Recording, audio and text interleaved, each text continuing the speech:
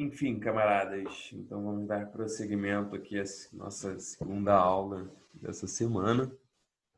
Eu estava falando para vocês das sociedades, né, que estavam aqui das Américas. Hoje eu vou falar dos índios antes do Brasil, né?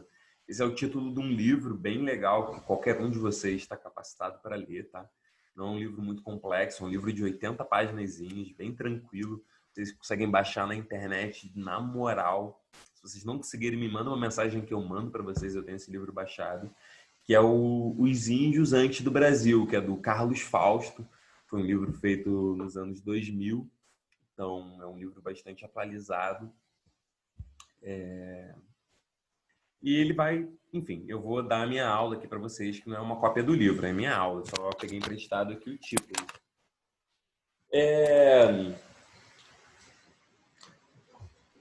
Aqui na América do Sul, como vocês viram, a gente tem fósseis aqui, né? Registros arqueológicos do Nordeste, 22 mil anos atrás. A gente tem no Paraguai, 14 mil anos atrás. Aqui na Amazônia, que é a região, assim, que é o grande coração das terras baixas da América do Sul, né? Assim, a gente divide a América do Sul nas terras altas, são essas terras dos Andes, né? Que eles pegam essa região aqui, e as terras baixas, que é todo o resto, basicamente. Pega aqui a floresta amazônica, essa floresta caribenha aqui também, a Mata Atlântica, o Cerrado, a Caatinga, Pampa, etc. Enfim.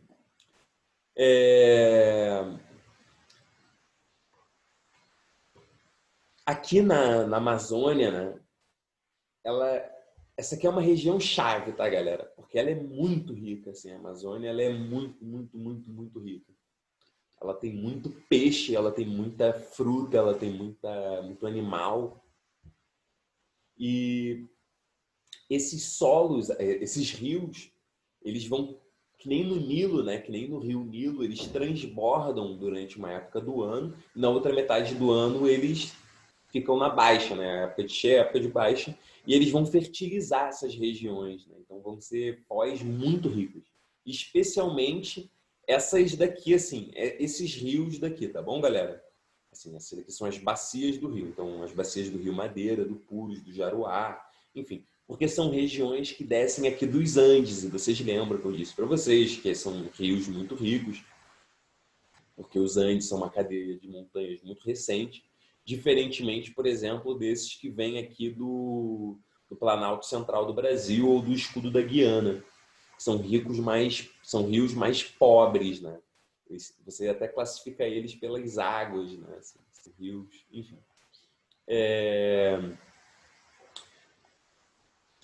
Então,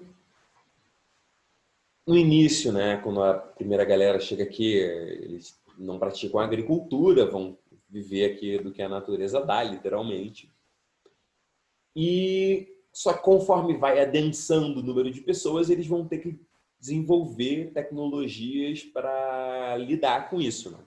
Porque imagina, né? Quando tinha muito animal, muita fruta, muito peixe e pouca gente, era uma coisa. Agora, quando tem toda essa riqueza, mas ela está pressionada por muita gente. Porque assim, se eu pudesse pescar todo dia e colher o milho que dá sozinho no meu quintal, eu ia fazer isso. Eu não ia plantar o milho nem nada. Por quê? Porque demora muito mais para eu plantar o milho, eu criar peixe, demora muito. Só que a questão que vai começar a surgir é a seguinte, é que você não tem mais tanto espaço. Então, ou você teria que ir muito mais longe buscar esses recursos, né? Podem até nem ter mais, porque vai ter muito mais gente do outro lado também. Ou você pode começar a intensificar a sua quantidade de trabalho por área. E aí você maximiza o produto que aquela área produz. Essa é uma teoria de surgimento da agricultura, né? E aí aqui nessa região muito rica, né, dos rios Madeira, Purus, Jaruá, é nessa região que vai surgir a agricultura aqui nas terras baixas da América do Sul. Só que a Amazônia, ela é uma região muito chave. Muito, muito, muito chave para essas terras baixas. Primeiro, você consegue navegar daqui da Foz, né, onde fica Belém, aqui em Macapá, até aqui o Alto, porque até ali Quito, né? A cidade de Quito, que é a capital do Equador, galera. Assim, é uma viagem relativamente tranquila, porque ele não fica muito alto, não é um rio que ele sobe muito, fica umas corredeiras, umas cachoeiras, né? Enfim, você podia fazer isso antes deles começarem a botar um monte de hidrelétrica aqui. Então, a partir dessa rede fluvial, você consegue chegar aqui no Caribe, que era onde estavam os maias, os astecas, entre outras populações, né? Você faz aqui um translado pegando o Orinoco, você sobe até o Rio Negro e de lá você vai pelo Rio Orinoco. Você pode chegar até aqui a Foz da Amazônia e atravessar para o litoral brasileiro, né? Principalmente essa região norte aqui, porque depois a navegação fica um pouco chata, mas se não for a vela não tem problema, você fazer o cruzamento ali daquela pontinha do Brasil, a gente vai falar disso na aula de colonização europeia, né, dos portugueses. Você pode chegar aqui, olha, através desses rios do Araguaia, do Tocantins, você encontra a bacia do Paraná. Então você consegue pegar depois outros rios e descer aqui para essa outra parte, né? É o que os guaranis vão fazer depois. Esse trajeto aqui é o que os tupis vão fazer para colonizar o litoral do Brasil. Aqui vão vir os guaranis, vão vir também tribos Aruac aqui para o Brasil central. Enfim, mas você consegue ter acesso a todas essas regiões que eu estou enumerando aqui para vocês, né? Tanto você chega aos Andes, quanto ao Caribe, quanto a Foz do Amazonas, do litoral atlântico, quanto a bacia do Rio do Prata. Então,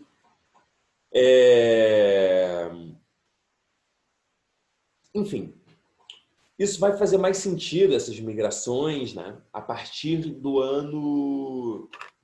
Caralho, eu não acredito, tá falando sem microfone. Gente, vocês ouviram alguma coisa do que eu tava falando? Gente, espero que sim, eu vou terminar de dar minha aula aqui. Enfim.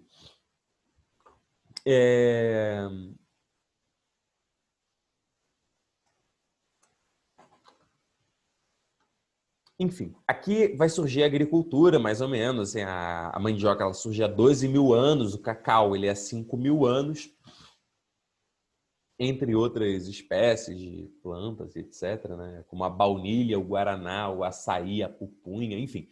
Na época que os europeus chegaram aqui, 138 plantas diferentes elas eram cultivadas pelos habitantes aqui do Brasil, da Amazônia, né, principalmente. E pelo menos, assim, umas 90 vinham da Amazônia.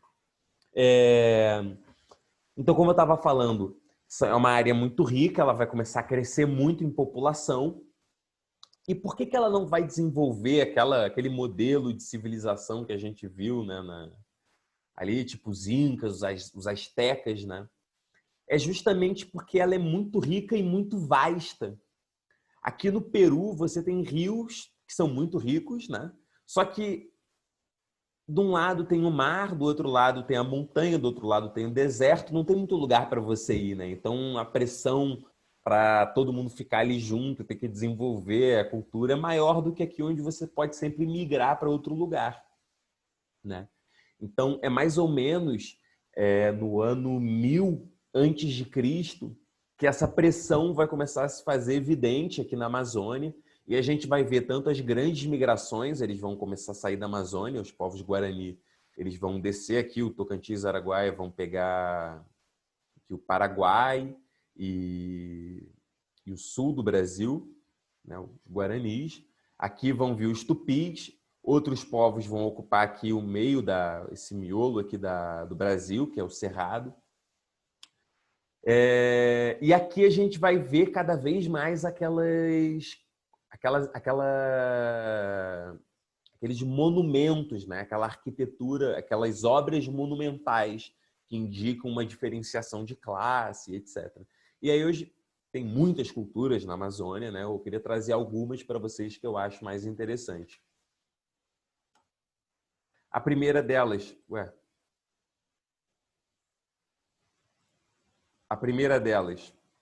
é essa aqui que surgiu justamente ali no Alto Rio Madeira, Alto Puros, que é a região onde surgiu a agricultura. Essas fotos aqui que vocês estão vendo são aqui no Acre, elas parecem desenho de alienígena, mas não são. Elas foram feitas ali pelos habitantes daquela região, mais ou menos entre o ano 1000 enfim, foram iniciadas naquela época mesmo, a partir do ano 1000.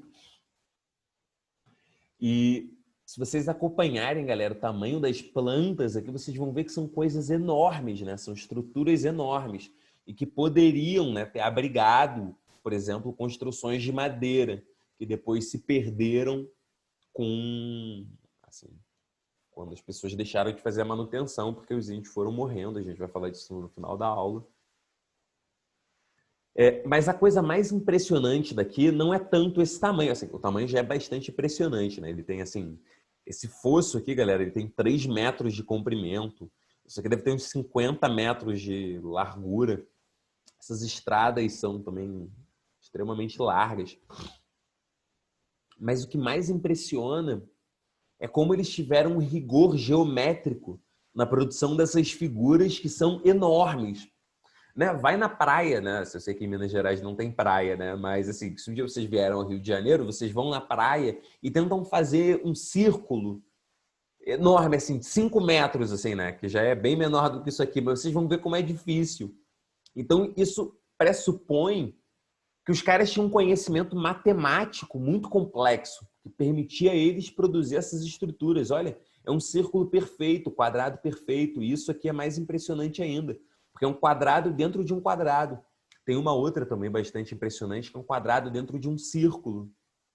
Essa coisa de você inscrever uma figura geométrica na outra é uma coisa também bastante complexa, como vocês devem saber em matemática, né? E uma outra coisa impressionante dessa cultura é que eles não se desenvolveram nas áreas onde o rio alagava e transformava a terra num lugar muito fértil, né? Ao contrário, né, que eram aqueles lugares que são chamados de várzeas. Eles se desenvolveram ao contrário, na terra firme, que era uma grande discussão, né, entre os arqueólogos, historiadores, antropólogos, que era assim, antes todo mundo duvidava que essas terras baixas da América do Sul tivessem sociedades complexas, né? E aí depois foram aceitando, falando, não, mas só nas terras, nas áreas de várzea. E aí, olha aqui, que a gente tem a prova de que não, que era uma coisa assim bastante difundida, a sociedade complexa, principalmente na Amazônia. Aqui a gente tem bem próximo daquela, só que numa outra região que é parte da Amazônia, mas não é floresta amazônica.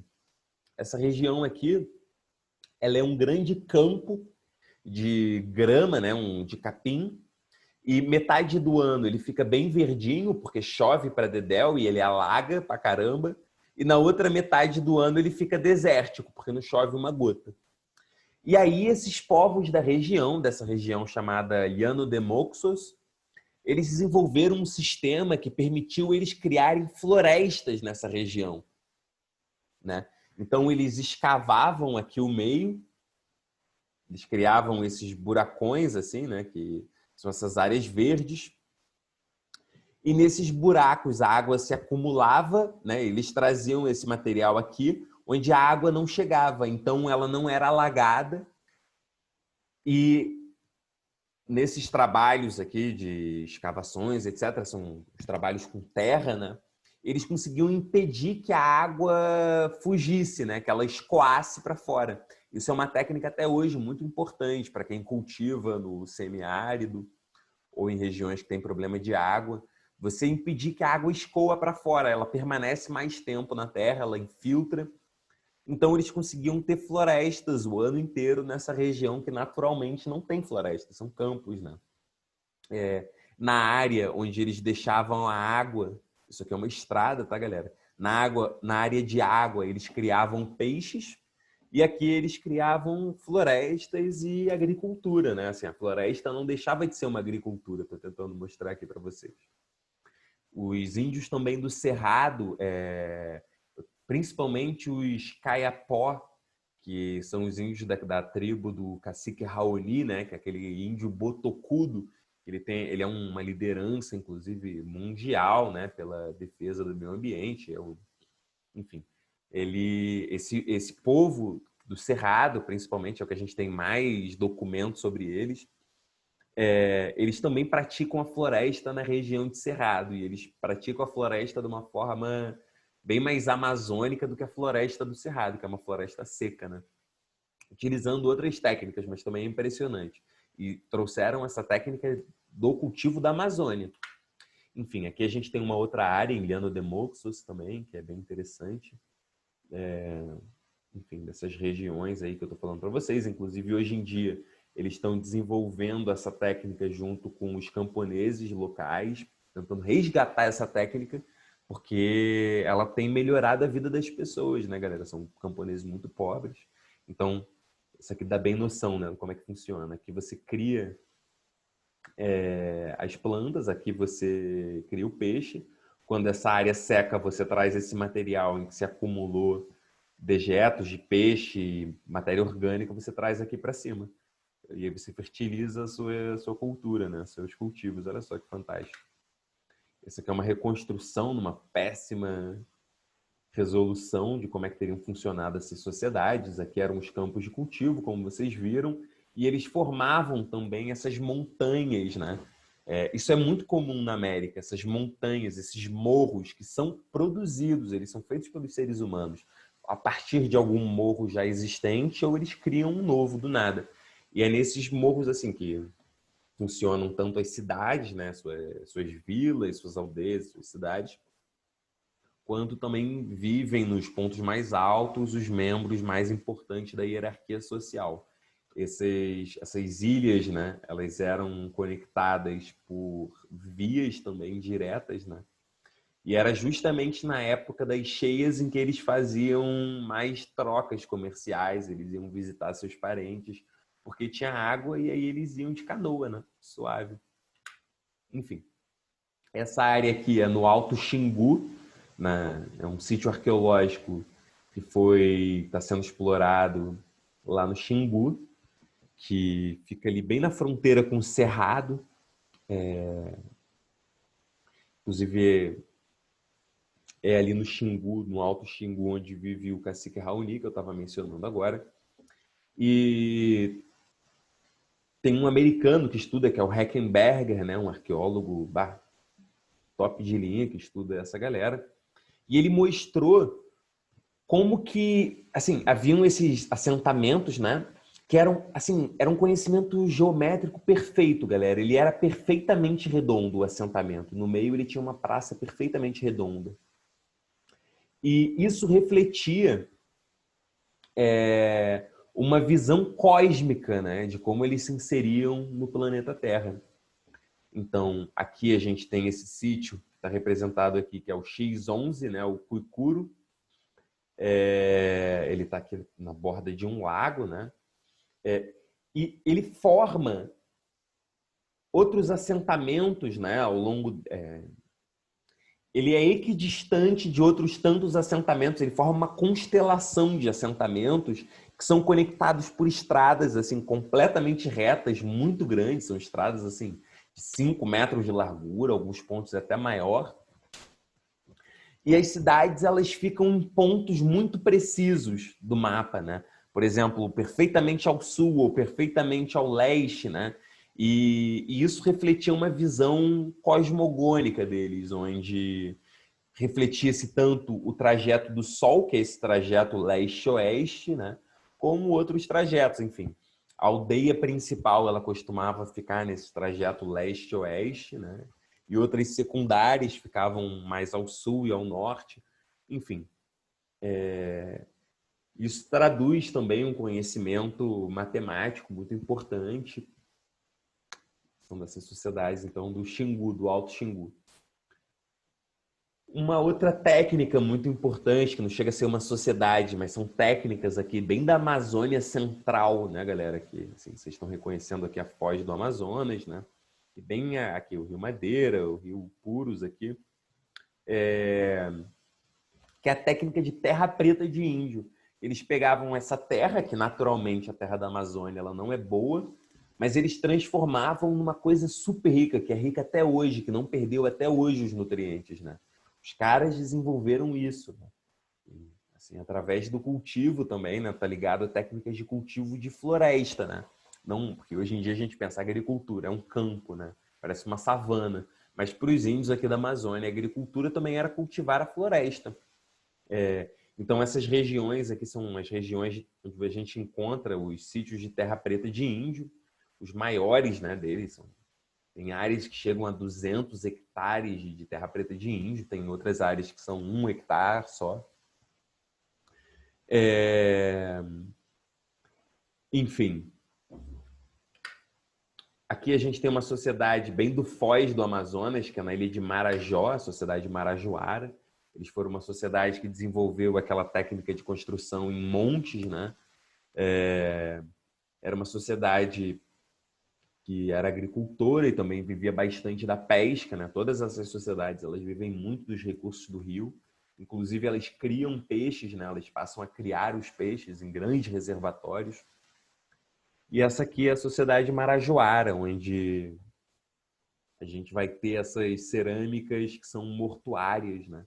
Aqui eles botavam dentro os seus mortos e essa cabeça que geralmente ficava para fora, então possuía um diálogo direto com esse antepassado morto.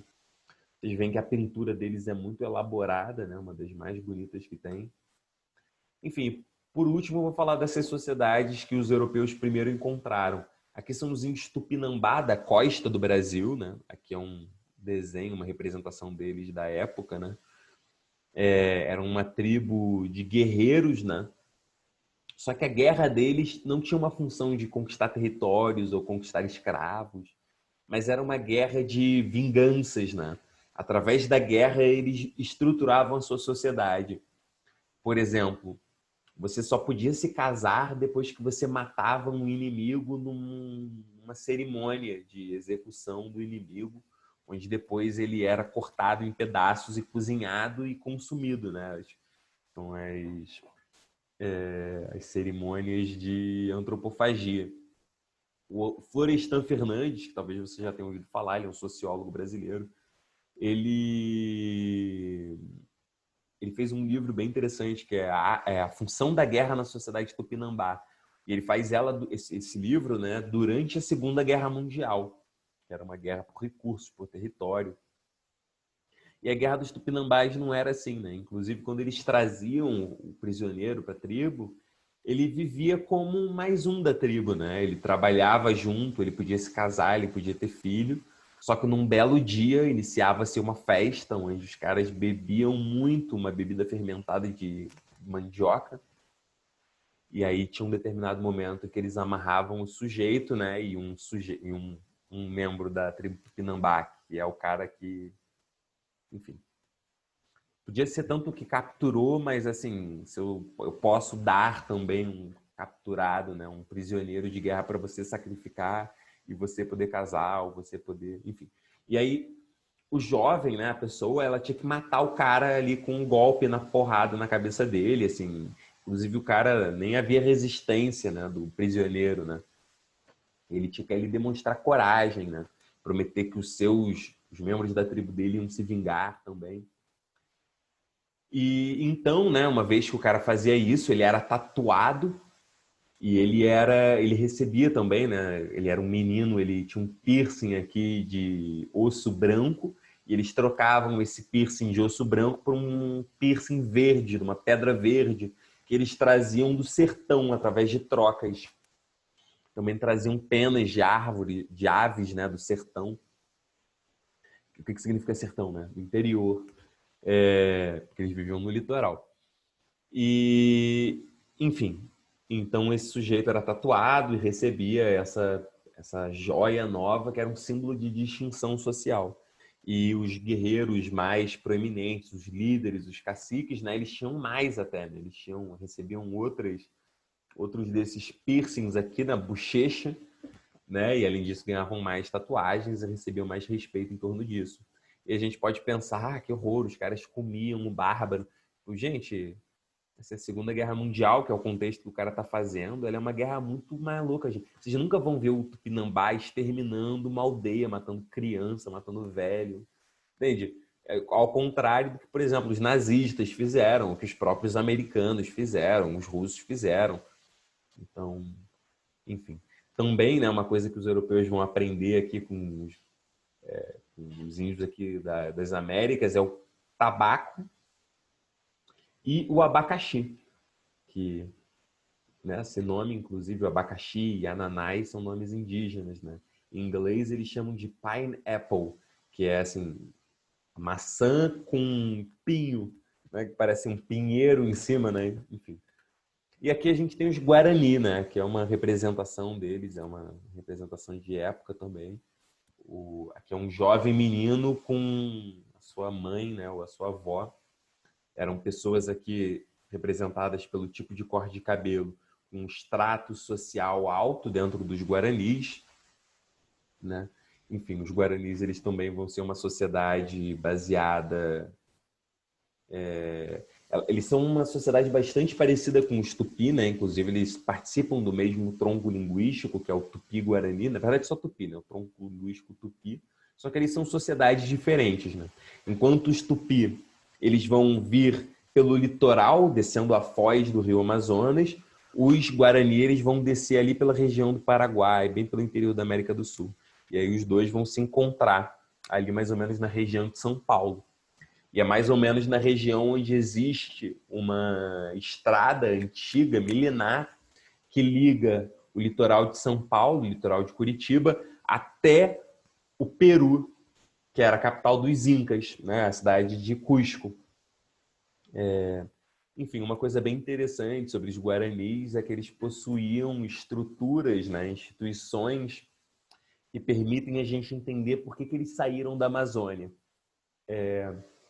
Toda vez que surgia um líder que começava a ter um poder de vida e morte sobre as pessoas, não, um líder com poder de fato, não, poder é isso, é poder de vida e morte, os pajés, eles rachavam o grupo, né? Eles convidavam as pessoas a desfazerem a comunidade e avançarem em busca da terra sem males, que era a terra onde não existia o poder desses indivíduos, que começou a existir bastante na Amazônia, né?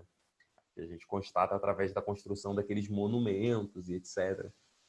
Então, os guaranis, eles sempre migravam adiante, tentando não criar sociedades hierárquicas.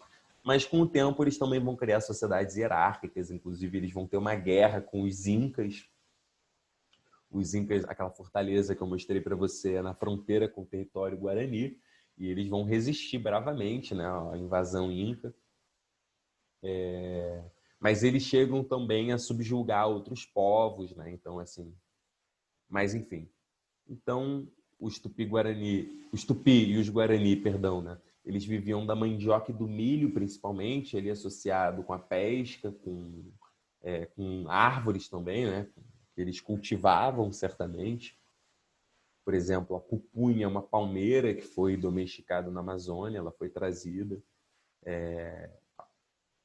Enfim, muitas palmeiras, né? Muitas frutas. E essa galera vai viver disso, né? E aí, como é que os índios morrem, galera? Assim, 90% dos índios vão morrer nos primeiros 100 anos da chegada dos europeus, principalmente por causa das doenças. Isso vai destabilizar muito a sociedade dos caras, que são sociedades muito complexas. E isso vai facilitar a conquista europeia, né? Assim, aí os europeus vão ser extremamente violentos com os índios. Enfim, mas isso daí já é matéria da próxima aula. Então, até a próxima aula, meus queridos.